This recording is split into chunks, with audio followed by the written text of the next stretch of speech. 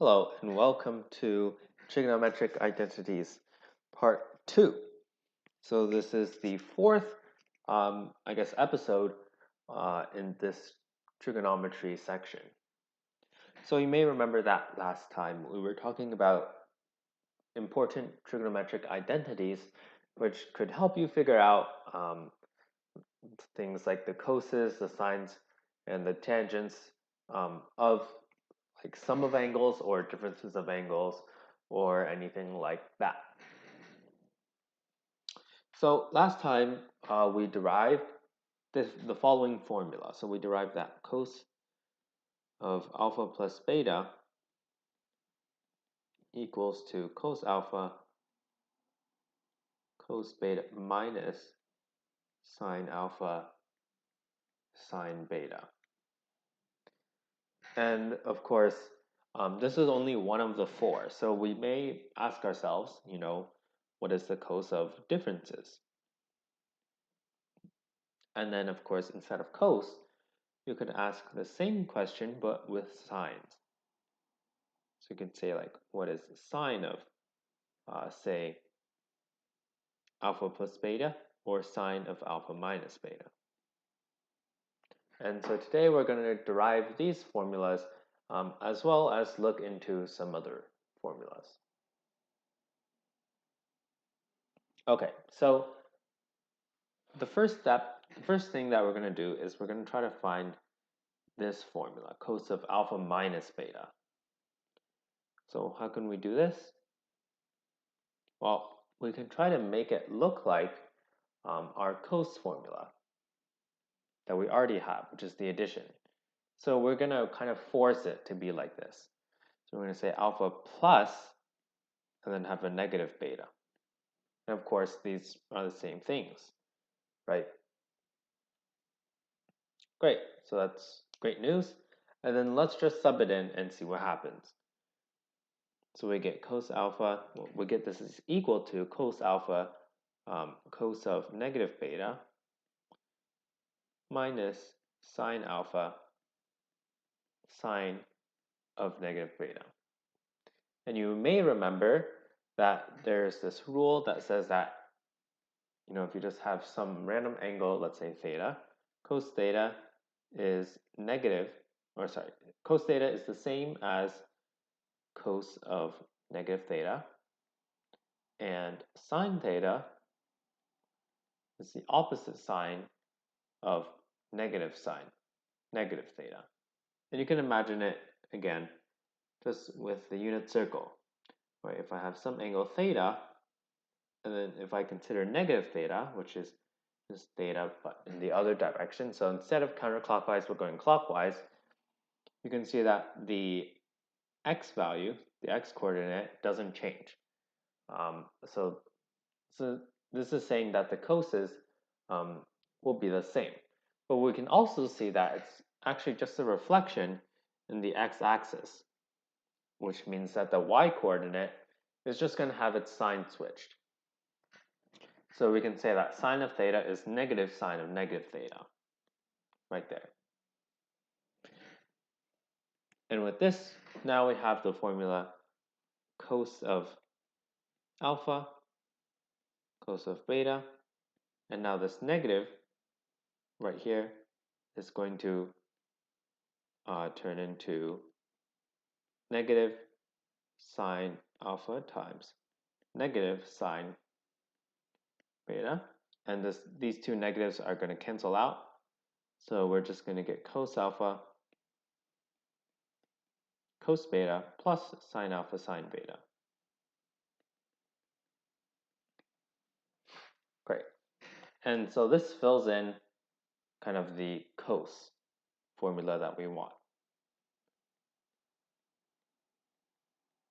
So, that's pretty nice because this is just the same thing as the cos formula for addition, except the sign is switched. So that's pretty easy to remember. Now, we have the other two, which is sine alpha plus beta and sine alpha minus beta. And these are harder, and we'll discuss how to get to it. So again, we don't want to go through some sort of process to derive it again.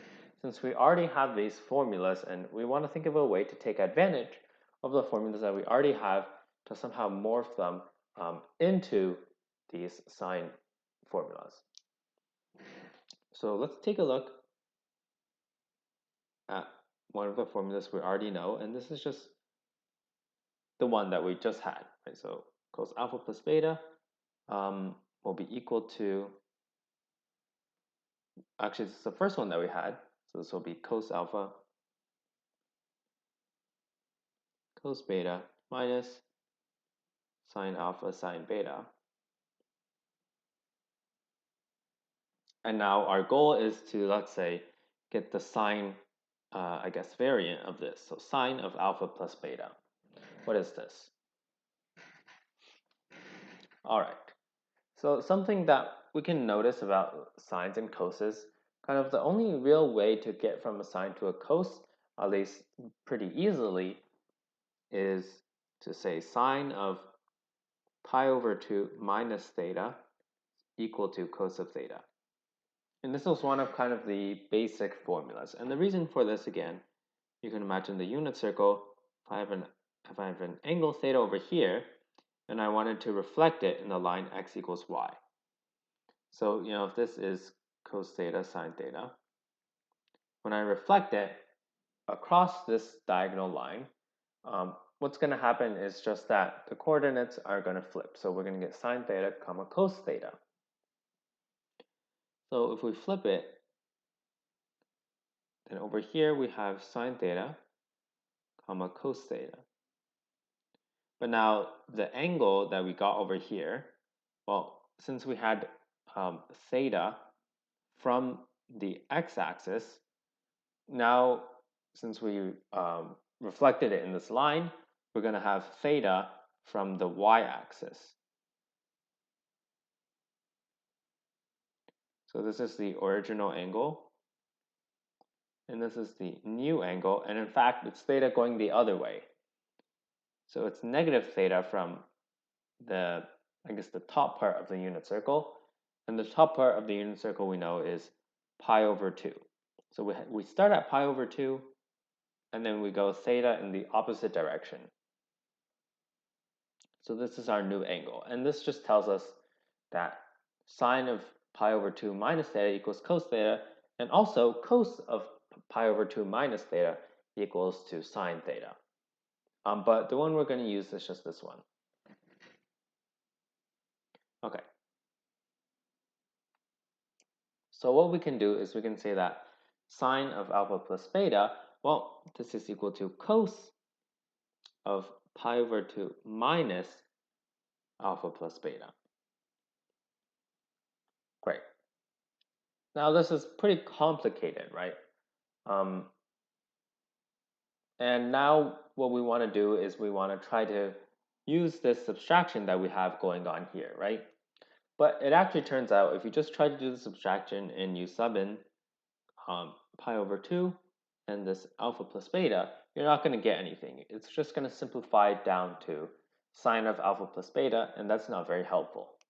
So what's another way that we can try to take these three terms and group two of them together? Well, the answer is to group one of them with the pi over 2. So we're going to get cos of pi over 2 minus alpha minus the beta. And you could do this with pi over 2 minus the beta and then minus the alpha, which will get you the same result.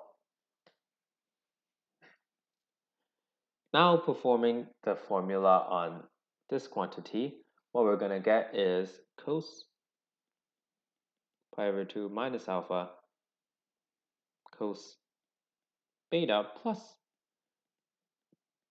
sine pi over 2 minus alpha sine of beta. And now this simplifies to, well, cos of pi over 2 minus alpha is just sine alpha cos of beta plus sine of pi over 2 minus alpha, well, that's just cos of alpha and then sine of beta. And there you go. And so now you can probably imagine that if I have sine of alpha minus beta this time, is just going to be the exact same as sine of alpha plus beta, which is this. So let's copy that down. Except similar to with the cos formulas, the only difference that we're going to have is just changing the sign. So instead of a plus here, we're going to get a minus here. And then we can, of course, check this by actually subbing in sine of alpha plus negative beta. And you can check this, and we will see that we get the same thing. So there we go. Now we have all four of our formulas. Now, cos and sine are, of course, the core trigonometric the core trigonometric functions. But there's another one that's still pretty useful, and this is the tan function.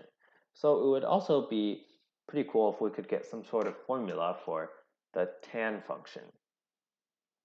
So some sort of formula like tan of alpha plus beta or tan of alpha minus beta. So let's focus on tan of alpha plus beta, and let's just try to create a formula. All right, so let's just first of all apply the definition of tan because we don't really have anything to do with tan right now. So let's just turn this into sine of alpha plus beta over cos of alpha plus beta. Okay, and now we don't really have anything else to do except just expand. Since we want it in terms of alphas and betas, anyways, we're going to have to expand at some step. So right now, just applying the formulas, we'll get sine alpha cos beta plus cos alpha sine beta on the top. Then on the bottom, cos alpha cos beta minus sine alpha sine beta. Now that's actually a pretty long formula that seems pretty hard to remember. And plus, our original function was in tans, so it doesn't really seem like a good choice to keep our formula in terms of sines and coses. Rather, when we're working with tans, we would like to just continue to work with tans, if possible. So one way to simplify this formula is to try to force everything to become a tan. So in this formula right now, we have sines and coses of alphas and betas. So what if we could get rid of some of these things? So one thing that's really cool to note is that we can just divide by cos of alpha and cos of beta. What does this do?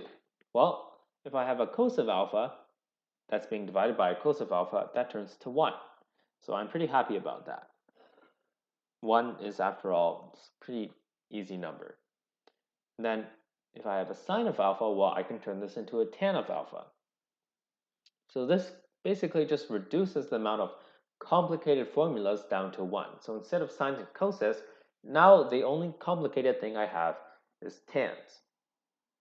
So great. So I can take this fraction and I can multiply the top and bottom by 1 over cos alpha cos beta and 1 over cos alpha cos beta. And of course, since I'm multiplying, or in this case, I'm really just dividing the top and bottom by the same thing, the fraction, of course, doesn't change. So we can see that this is going to be equal to tan of alpha times cos beta over cos beta, which is just 1. And of course, we'll also get a tan of beta. And then on the bottom, we'll have cos alpha cos beta divided by cos alpha cos beta, which is just 1, minus, now we have sine of alpha sine of beta, and here we have divided by cos of alpha cos of beta, so this is going to get us tan alpha tan beta. So this leads us to showing that tan of alpha plus beta equals to tan alpha plus tan beta over 1 minus tan alpha tan beta. And you might be able to imagine what tan of alpha minus beta looks like. After all, tan has this similar feature to sine, in which tan of theta is negative tan of negative theta. And again, you can imagine it with the unit circle. Tan of theta is really just measuring the slope, right? So if whatever slope I have, once I reflect it across the x-axis, I'll just get the negative of the slope. And so using this formula and just again using the fact that alpha minus beta is the same as alpha plus negative beta, we will get that this is equal to tan alpha minus tan beta over 1 plus tan alpha tan beta. And there we go. Now we've found a lot of trigonometric identities. Not all of them, there are still a few more that we should go over, but I think we'll leave that for the next episodes. And so to wrap it up, I'll leave you guys to consider some special cases of these formulas, in particular, the double angle formulas. So, what does cos of 2 alpha look like? And in fact, for cos of 2, or I guess cos of 2 theta, try to find 3 different forms of this identity. So there's obviously the one that you can just find, which is by using cos of theta plus theta, and you'll get a result for that, but then that form can actually extend to some other forms, which may or may not be pretty useful, depending on the context. And then we have sine of 2 theta and tan of 2 theta. And each of these have only one form.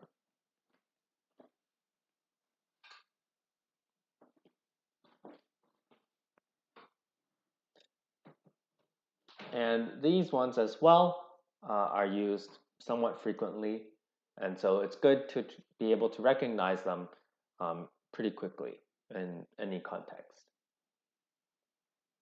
And so that's it for this episode, and I'll see you guys next time.